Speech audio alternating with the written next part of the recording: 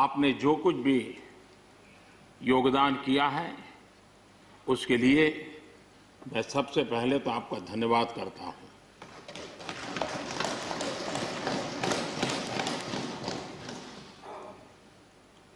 मीर मोहम्मद जी और नजीर अहमद जी, ये दोनों ऐसे साथी, सदन में शायद उनकी तरफ बहुत कम लोगों का ध्यान गया होगा, लेकिन कोई भी सत्र ऐसा नहीं होगा कि जिनके साथ मुझे मेरी चैम्बर में बैठ करके अलग अलग विषयों पर सुनने का, समझने का मौका न मिला। इवन कश्मीर की भी बारीकियां जब उनके साथ बैठता था, कभी कभी तो वो परिवार के साथ भी आते थे, इतने अनेक पहलू मेरे सामने रखते थे, वो मेरे लिए भी बड़ा एनलाइटनिंग रहता था। तो मैं हमारे इन दोनों साथियों का, जो मेरे साथ व्यक्तिगत रूप से नाता रहा और जो जानकारियां मुझे वो मिलती थी, मैं उसके लिए उनका हृदय से आभार भी व्यक्त करता हूं। और मुझे विश्वास है कि उनका कमिटमेंट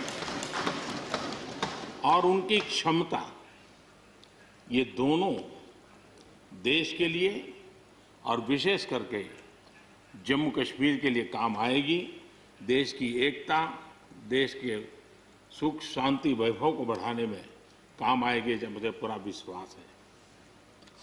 हमारे एक साथी शमशेर सिंह जी, अब तो याद भी नहीं रहा कितने सालों से मैं उनके साथ काम करता रहा हूं, क्योंकि मैं संगठन की दुनिया में का इंसान रहा, इसी क्षेत्र में मैं काम करता था।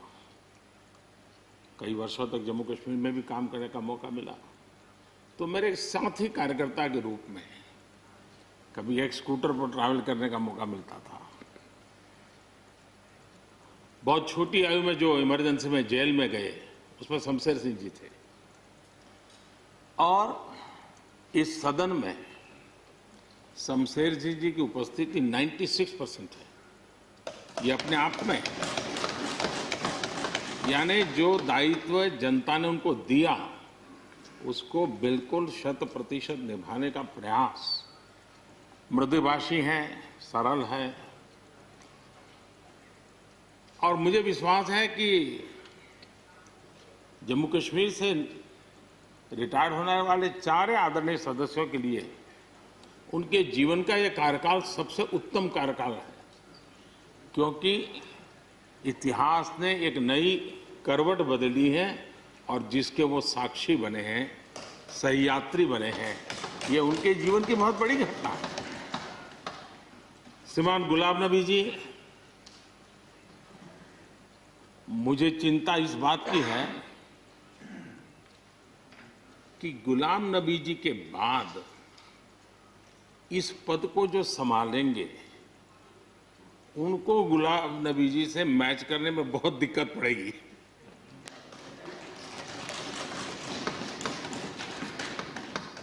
क्योंकि गुलाम नबी जी अपने दल की चिंता करते थे, लेकिन देश की और सदन की भी उतनी ही चिंता करते थे। ये छोटी बात नहीं है जी, ये बहुत बड़ी बात है। वरना अपोजिशन के लीडर के रूप में अपना दबदबा पैदा करना, ये सब मोह किसी को भी हो सकता है, लेकिन उन्होंने सदन से, मैं शरद पवार जी को भी इसी कैटेगरी में रखता हूं, वे सदन की और देश की चिंता को प्रायोरिटी देने वाले नेताओं में से रहे। गुलाम नबी जी ने बखूबी इस काम को निभाया है। मुझे याद है इस कोरोना काल में मैं एक फ्लोर लीडर्स की मीटिंग कर रहा था, तो उसी दिन गुलाम नबी जी का फोन आया। तो मोदी जी, ये तो ठीक है आप करते हैं, लेकिन आप एक काम कीजिए, सभी पार्टी लीडर्स की मीटिंग जरूर बुलाइए। मुझे अच्छा लगा कि उन्होंने पार्टी लीडर्स के साथ, सभी पार्टी अध्यक्षों के साथ बैठने का मुझे सुझाव दिया, और मैंने उस मीटिंग को किया भी। वो गुलाम नबी जी के सुझाव पर किया था। और मुझे कहने में, यानी इस प्रकार का संपर्क, और उसका मूल कारण है कि उनको दोनों तरफ का अनुभव रहा है। सत्ता दल का भी और विपक्ष का। 28 साल कार्यकाल, ये अपने आप में बहुत बड़ी बात होती है जी। बहुत साल पहले की बात है, शायद अटल जी की सरकार होगी, मुझे याद नहीं रहा। मैं यहाँ सदन में किसी काम से आया था, मैं तो तब राजनीति में नहीं था, ये इलेक्टोरल पॉलिटिक्स में नहीं था, मैं संगठन का काम करता था। तो मैं और गुलाम नबी जी ऐसे ही लॉबी में गप्पे मार रहे थे। अब जैसा पत्रकारों का स्वभाव रहता है, बराबर नजर लगाए बैठे थे कि ये दोनों का मेल कैसे हो सकता है। हम हंसी खुशी से बातें कर रहे थे, तो हम जैसे ही निकले तो पत्रकारों ने घेर लिया। गुलाम नबी जी ने बहुत बढ़िया जवाब दिया था। वो जवाब हम लोगों के लिए बहुत काम आने वाला है। उन्होंने कहा, भाई देखिए, आप लोग हमको अखबारों में या टीवी माध्यमों में या पब्लिक मीटिंग में लड़ते झगड़ के देखते हो, लेकिन सचमुच में इस छत के नीचे हम जैसे एक परिवार का वातावरण कहीं नहीं होता है। इतनी हमारी आत्महत्या होती है, इतने सुख दुख होते हैं। ये जो स्पिरिट है, वो स्पिरिट अपने आप में बहुत बड़ी बात होती है। गुलाम नबी जी का एक शौक शायद बहुत कम लोगों को पता होगा, और कभी उनके साथ बैठोगे तो बताएंगे। हम सरकारी बंगलों में रहते हैं, तो बंगले की दीवारें, अपना सोफा सेट, उसी के आसपास हमारा दिमाग रहता है। लेकिन गुलाम नबी जी ने उस बंगले में जो बगीचा बनाया है, यानी एक प्रकार से कश्मीर की घाटी की याद दिला दे, ऐसा बगीचा बनाया है। और इसका उनको गर्व भी है। वो समय देते हैं, नई नई चीजें जोड़ते हैं, और हर बार जब कंपटीशन होती है तो उनका बंगला नंबर 1 ले आता है। यानी अपने सरकारी जगह को भी कितने प्यार से संभालना, यानी बिल्कुल मन से उन्होंने इसको संभाला है।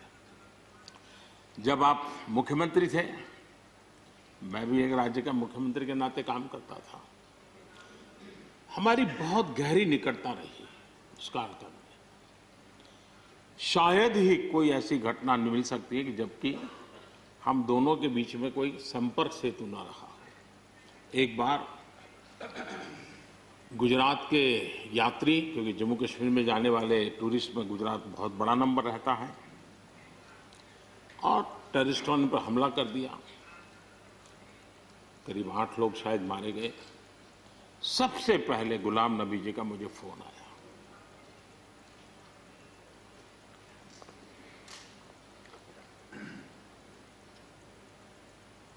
और वो फोन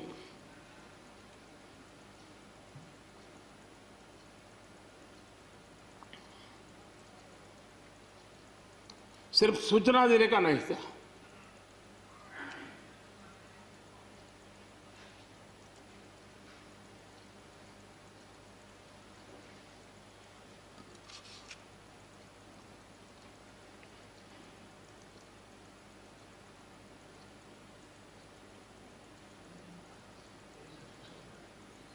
उनके आंसू रुक नहीं रहे थे। फोन पे उस समय प्रणब मुखर्जी साहब डिफेंस मिनिस्टर थे। मैंने उनको फोन किया, मैंने कहा, साहब अगर फोर्स का हवाई जहाज मिल जाए डेड बॉडी को लाने के लिए। रात देर हो गई थी। प्रणब मुखर्जी साहब ने कहा, आप चिंता मत कीजिए, मैं करता हूं व्यवस्था। लेकिन रात में फिर गुलाम नबी जी का फोन आया। वे एयरपोर्ट थे।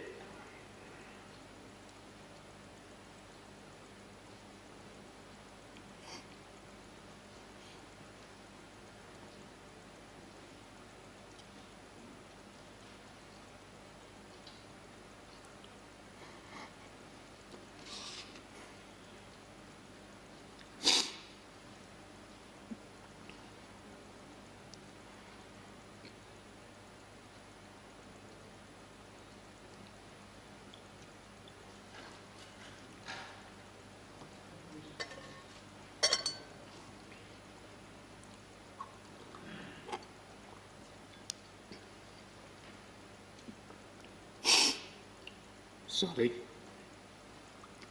उस रात को एयरपोर्ट से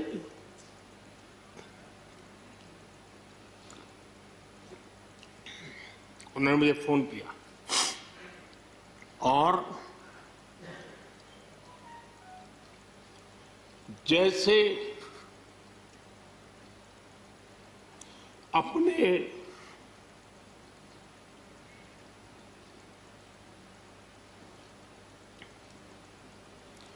परिवार के सदस्य की चिंता करें,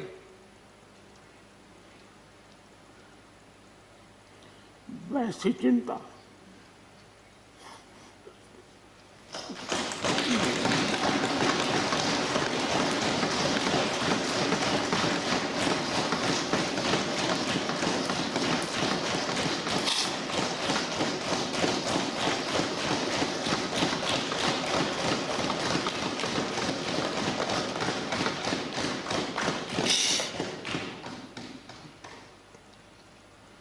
पद, सत्ता जीवन में आती रहती है, लेकिन उसे कैसे पचाना,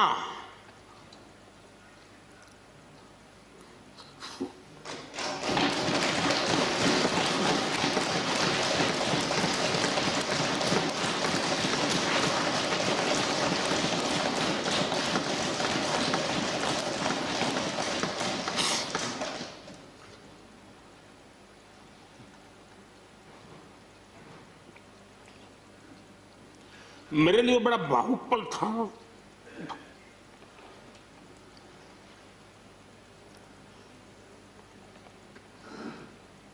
दूसरे दिन सुबह फोन आया कि मोदी जी सब लोग पहुंच गए।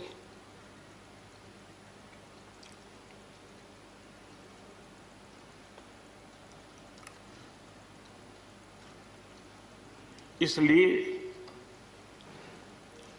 एक मित्र के रूप में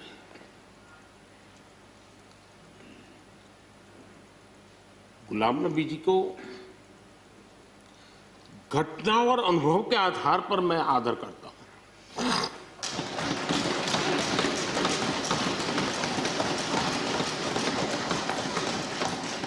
और मुझे पूरा विश्वास है कि उनकी सौम्यता, उनकी नम्रता, इस देश के लिए कुछ कर गुजरने की उनकी कामना, वो कभी उनको चैन से बैठने नहीं देगी। और मुझे विश्वास है कि जो भी दायित्व जहां भी वो संभालेंगे, वे जरूर वैल्यू एडिशन करेंगे, कंट्रीब्यूशन करेंगे और देश उनसे लाभान्वित होगा। ये मेरा पक्का विश्वास है। मैं फिर एक बार उनकी सेवाओं के लिए आदरपूर्वक धन्यवाद करता हूं और व्यक्तिगत रूप से भी मेरा उनसे आग्रह रहेगा कि मन से मत मानो कि अब आप इस सदन में नहीं हो। आप के लिए मेरे द्वार हमेशा खुले, इन चारों माननीय सदस्यों के लिए खुले हैं। आपके विचार, आपके सुझाव, क्योंकि देश में सब बहुत जरूरी होता है। ये अनुभव बहुत काम आता है, मुझे मिलता रहेगा, ये अपेक्षा मैं रखता ही रहूंगा। आपको मैं निवृत्त होने नहीं दूंगा। फिर एक बार बहुत शुभकामनाएं, धन्यवाद।